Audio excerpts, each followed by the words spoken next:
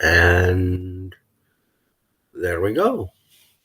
We are live once again. Though it has been a little bit.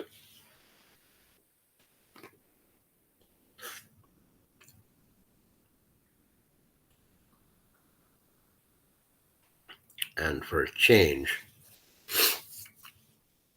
I'm broadcasting from home, which I don't do often solo these days. Most times, if I am doing any kind of broadcast at home, it's as a co-host to Brother Cortex for either the deep dives or Culling of the Nerd. Obviously, that's not the case right now.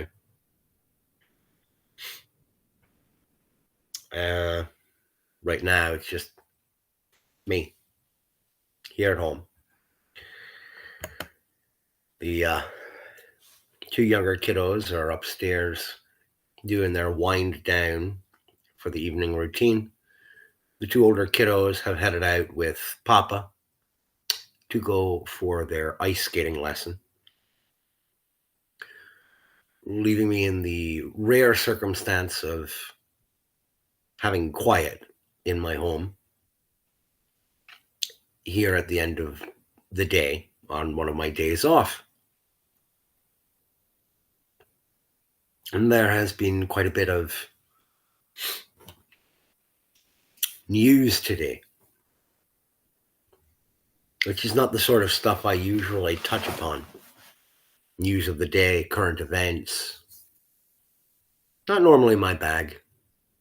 Not unless someone specifically directly asks me a question about it.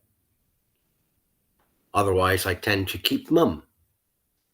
I formulate my own thoughts on a given situation or set of circumstances and mull it over and then typically push it to the side. Because I'm not normally the guy who folks talk to or ask about these things. Just usually I'm not. And even today, with many events going on, I was not the one who has asked about anything. And by and large, that's per normal, and that's just fine. But I do read a lot of Substack, as those of you familiar with me are already aware of and already know about me. Am I glitching here? Did this thing bottom out on me? Son of a bitch. Finally start to actually get towards what I'm going to talk about, and I don't know if this thing is even still up and running. Gotta see what is going on. Is this actually still functioning?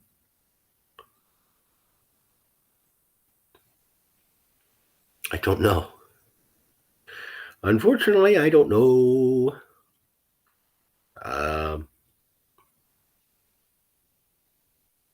Hello? That's not promising. And that's odd.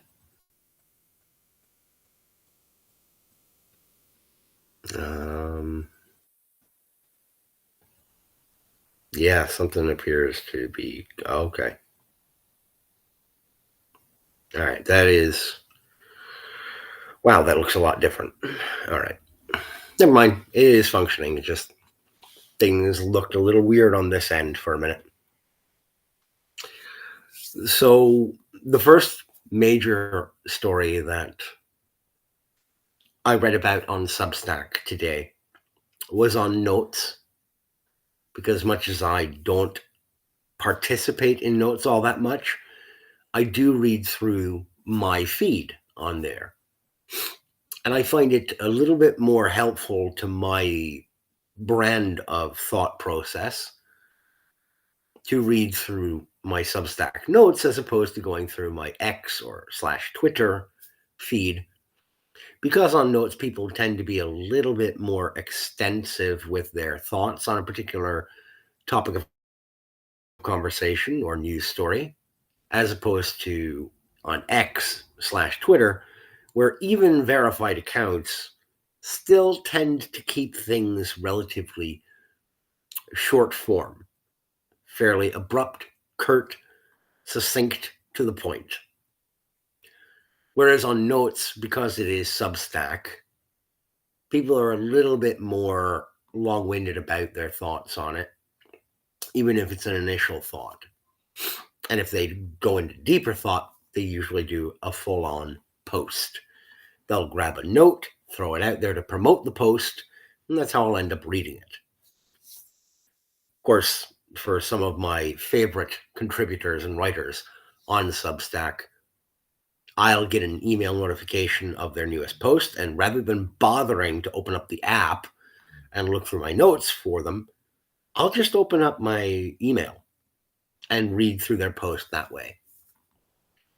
Far superior methodology, I find. And I get the actual meat and potatoes of what they're saying, as opposed to just the highlights.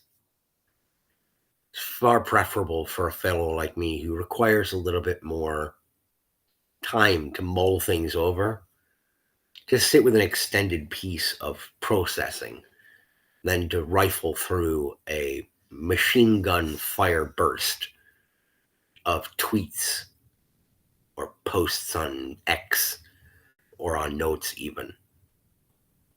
But the first story that I read about in notes on Substack this morning was regarding Daniel Penny in New York City and his acquittal, which I will confess I did not think was going to be the result. Am I happy about the result? I don't know. I'm certainly not angry about it. Given what I know of the circumstances surrounding the entirety of the situation, I'm not upset in the least. What I'm more upset about with that whole situation is that the fellow was arrested and charged in the first place, when it seems that what he was doing was attempting to defend the public against a potential menace in their presence. Where exactly do you draw the line at standing in or stepping in and defending other people? Do you have to wait until someone is actually hurt? Because that seems like negligence in and of itself, and a failure of members of our society to stand up for and protect one another. The compassionate thing is not always the least violent thing. Sometimes you have to engage in a measure of violence to stop overwhelming violence against the innocent or the defenseless in order to put paid to a much bigger threat. And the second bit of news was that the fellow alleged right now to be responsible for the murder of United Healthcare CEO Brian Thompson was apprehended this afternoon. These are two stories that you might not think are related at all, except in terms of chronology, when they're happening. But I would posit to you that they are more closely intertwined than you might think. There is a real life person who, because of the incident with Thompson, is far more intertwined with a character from fiction than you might want to think. And it's related. Bear with me. This might seem a bit esoteric. But what else would you expect from a guy like me? If you're familiar with my work at all, you know that I'm not a big fan of one Ms. Taylor Lorenz, formerly of the Washington Post.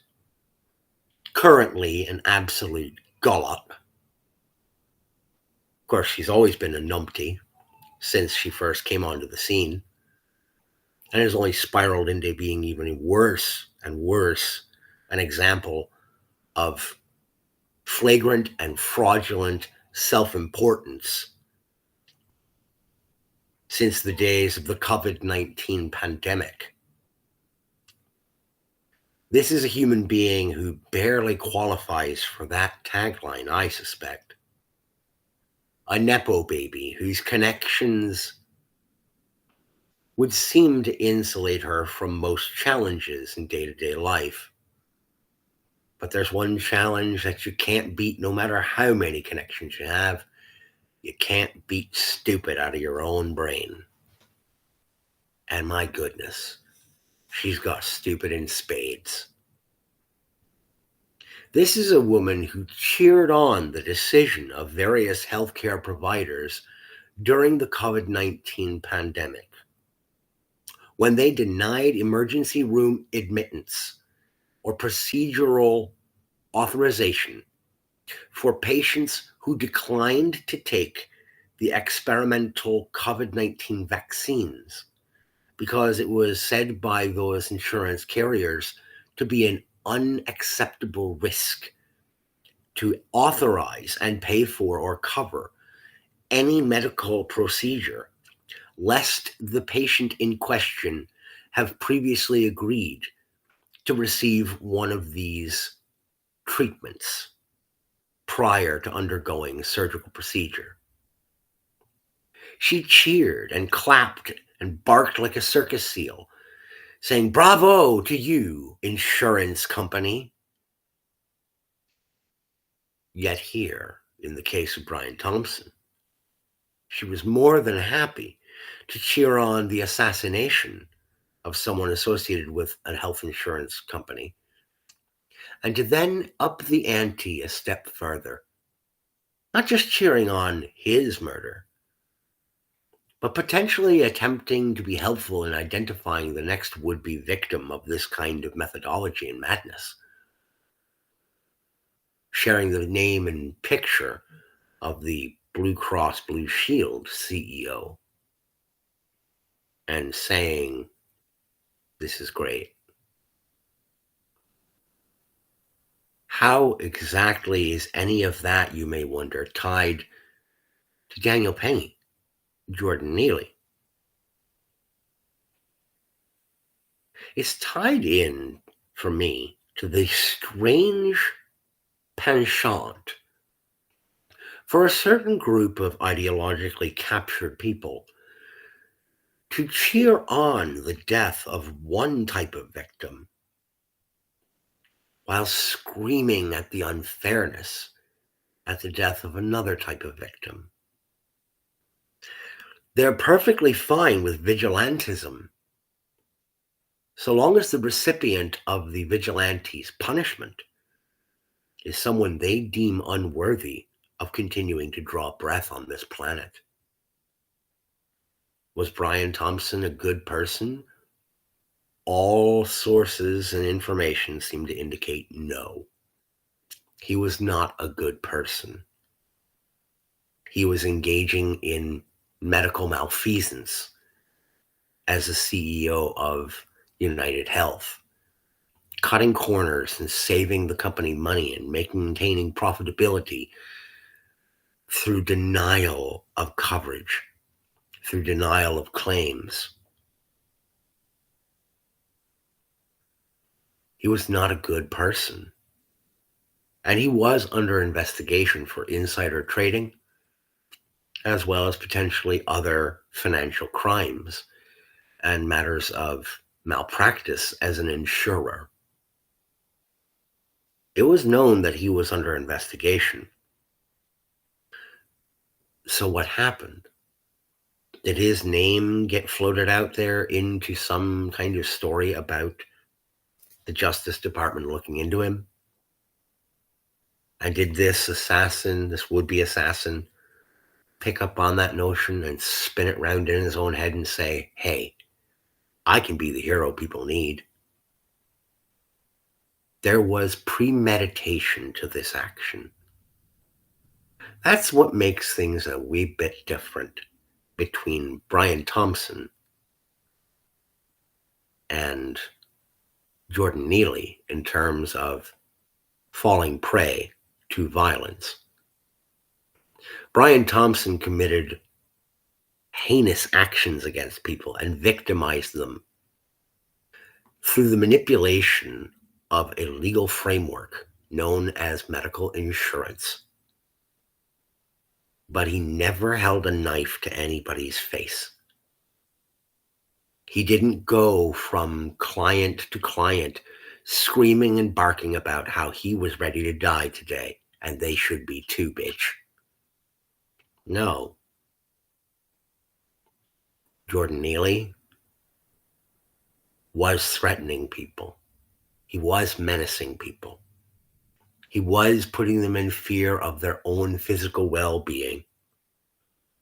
And rather than standing back and saying, that's nothing to do with me, if this psychopath comes at me, I will defend myself and stand for my own. But otherwise, I'm not getting involved. That's the common approach nowadays. But Daniel Penny did not take that approach. He was a Marine once. And he was still active in that mindset of, I am here to stand and defend those who cannot stand and defend themselves. And so he stepped into the gap. And he held Jordan Neely down in a restraint hold until such time as recognized authority figures could close to the situation in the scene and relieve him of the duty of defending the public passengers on that train. Is it okay what happened to Jordan Neely? No. It's unfortunate that he passed away. But a jury came to the same conclusion that I think a lot of reasonable people who are willing to say uncomfortable truths came to, which is he did engage and initiate the entire situation.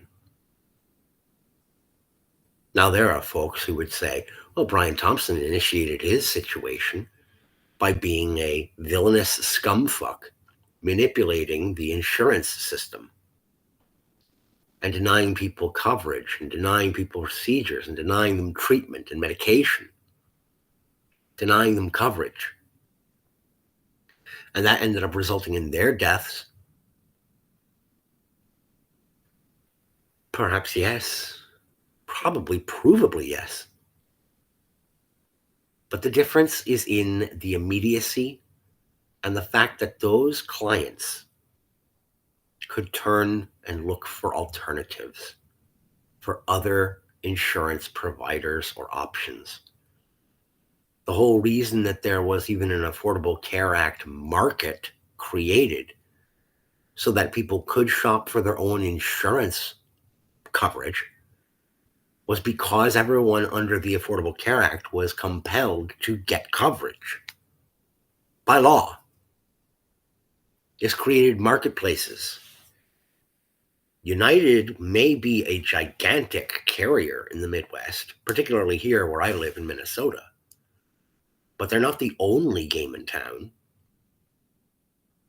People had options. And one of the few provisions in the Affordable Care Act that, while I'm not a huge fan because it does automatically spike premium rates, You can't be denied for a pre-existing condition if you decide to sign on with an insurance provider. They may make it a hell of a headache to jump through all kinds of red tape and hoops to get coverage for a particular procedure or medication. But the fact of the matter is, these companies understand that everyone must have coverage, and there's a market for them to compete for that coverage. And if someone says, I'm willing to pay for the insurance, for the premium, month to month, could someone please just cover me? Then someone is going to stand the gap and offer that coverage. Again, these are loose threads. They don't tie together beautifully.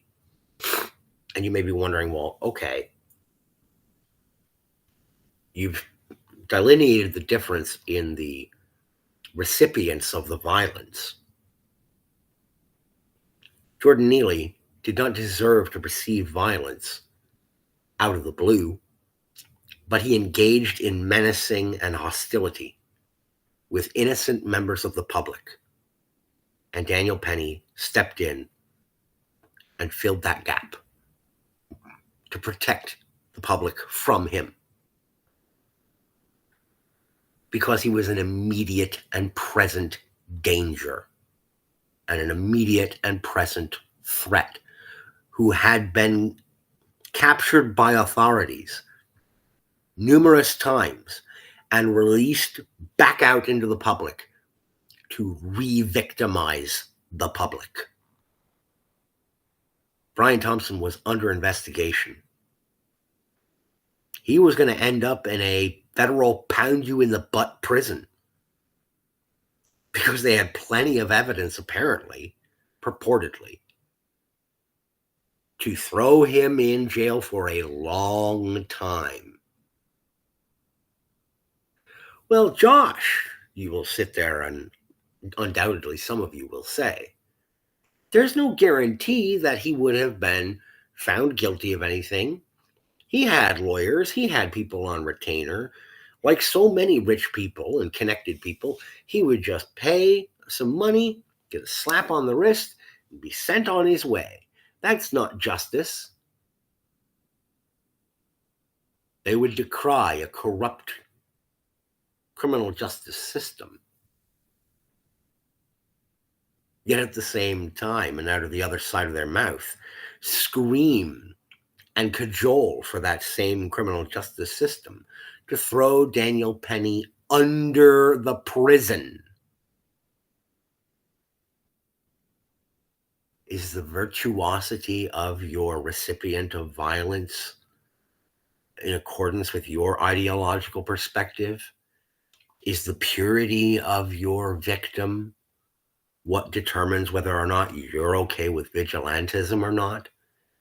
Because if that is your perspective, then you, like Taylor Lorenz, have become a brother spirit to Jonathan Kramer of the Saw film franchise.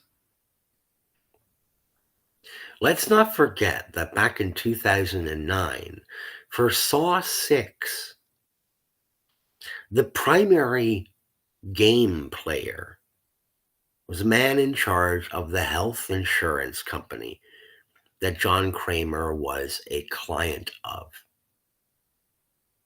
And when John brought to him information regarding a new experimental treatment procedure for his illness, he was laughed at and scoffed at. He was told, we can't cover that. John Kramer made the man aware that it wasn't about money, that he could afford to pay for the private treatment himself without any need to have it covered by the insurance provider, that he had brought it to the man as a proposal to demonstrate that if someone had just done the work of looking, that they could have found that there was a potential treatment for him. The very fact that Kramer had to bring this treatment option up to the insurance company at all was his initial point of contention and irritation with them, because it was experimental, because it was risky. And insurance companies are risk averse. They, like any other profit minded company, they're always trying to protect that bottom line. Never forget that. That is one critique of this whole situation with which I have a high degree of empathy, because it does seem rather strange that you're going to sit back and tell people that they must pay for what is effectively a bet, that they must gamble and take the chance that they fill out all the proper paperwork, dotted every I, crossed every T, and did not violate any of the terms and conditions of receiving coverage through their insurance provider, so that they don't get denied or declined a treatment down the road. You are taking a chance. You are gambling. And it's a gamble that you are compelled by law to take. Because if you're not covered, well, what then? Catastrophe. The end of everything. But just ask anybody who's had medical bills rack up, despite the fact that they've got top-end insurance. Those companies will do and say anything and everything in order to weasel out of their obligation to pay, because that's what they are supposed to do. That's what they're paid to do. We literally allow insurance providers the wiggle room to try and fuck you over despite your loyalty and adherence to their rules and governance. So yeah, there's definitely a legitimate concern and gripe to be had there. But did that give Jonathan Kramer the right to abduct this man? To abduct the team of sharks who looked for any way, shape, or form of escape to get out of paying out claims or covering procedures or medications?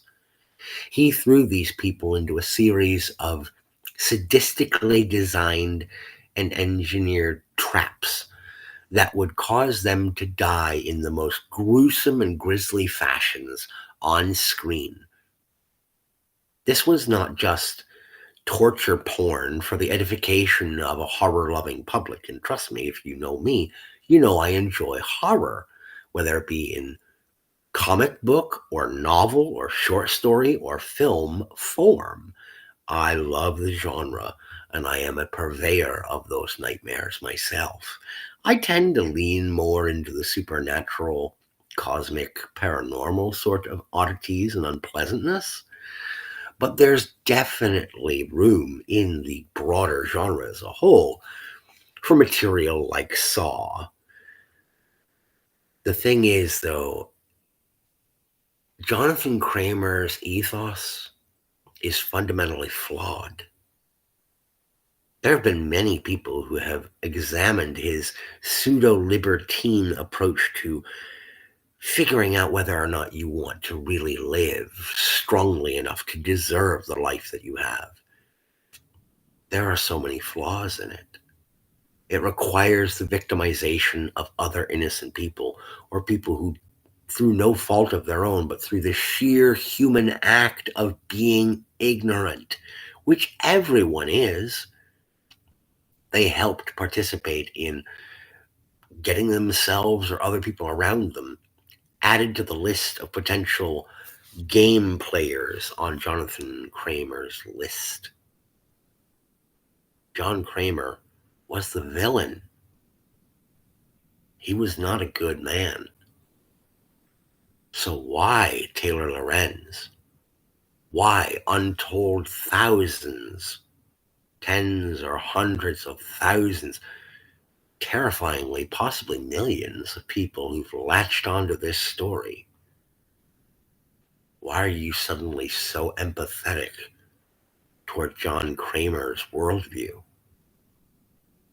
Do you really think that this guy deserved to be executed like this? Now, some of you may think, well, Josh, you've also talked about your love of vigilantes like the Punisher or Rorschach or Fool Killer, Deadpool. Yes, I have enjoyed these characters in fiction. But there's a couple of very important caveats and things that you're overlooking. First of all, they are fictional. That's point number one. Point number two, particularly regarding my deep appreciation of Frank Castle, the Punisher. Castle gives the system a chance to deal with these people first. And if the system fails the public that it is set up to serve, if these scumbags who he hunts down and goes to war against, if they manage to slip free the bonds of the criminal justice system and go on to re-victimize the public, that is when Frank Castle steps in. That is when justice is no longer the name of the game, but rather punishment. This Luigi guy, allegedly, he didn't wait for the system to have its chance at Brian Thompson. He decided he would step in and take action before the system could have a chance at him. Frank Castle doesn't do that. He waits and hopes, and like a good man of faith, prays that the system will prove him wrong. He knows he's a monster. He accepts it. He understands that he is the beast. And that's why he doesn't go after them until or unless the criminal justice system fails to mete out righteous punishment on those who deserve it. He may think that the system is too lenient on these people in their sentencing, but he accepts it until such time as he cannot accept it any further, because they keep getting away with it, doing it over and over and over again. It's much like the conversation that he has had with Batman in their two crossover events, particularly the second one, wherein he was actually dealing with Bruce Wayne. And he points out that if Bruce had just once finally turned and put paid to the Joker, that the Joker could not create any more victims. It's an argument that Peacemaker makes in his Off the Walls film. Weird to see John Cena delivering lines like he did in that film. There's a meme. It's a Batman meme. And it says, if I kill a killer, the number of killers in the world has not been reduced. And then on the bottom half of the meme, it's the Punisher sitting there with smoking guns saying, that's why I don't stop killing them. The problem therein is that, and this is, again, in the hands of a proper storyteller and good writers like Garth Ennis, on several occasions, the Punisher points out, my war will never end. My duty will never end until I am dead. Retributive justice of its primal form is never actually finished. It just creates cycles of greater hatred and greater animosity and greater bloodshed and vengeance. Where Castle is different is that he knows that one day he too will die, and he will deserve it. He knows that. Did this guy, this Mangione or whatever his name is. Did he understand that about himself? Was he attempting to right some cosmic wrong? No. Because again, he didn't wait for the system to take a crack at Brian Johnson. He didn't offer that opportunity. You're not a hero if you go after someone who you think may have done wrong, but you can't prove it. And even if you know someone is looking into trying to prove that they've done wrong, if you don't give them the chance to follow through and do the right thing and met out the punishment in the proper, societally agreed upon manner, you're not a hero. You're being a vigilante. And last I checked, aren't y'all the people who were saying we don't need vigilantism in this world? Seems a touch hypocritical. But that's just me. Blathering. Anyhow, it's really all I have for today on these things. I was hoping to have a much different announcement to make today. Unfortunately, a package that I am much waiting on has not yet arrived. Hopefully tomorrow. We shall see. And when it comes, there shall be much rejoicing, at least for me. And I'll share that with you folks. Trust me, you'll know when that package arrives, because I'll be rather annoying about letting you all know. Until then, folks, thanks for tuning in. Thanks for listening. I ask that you take care of yourselves, and as always, keep reading.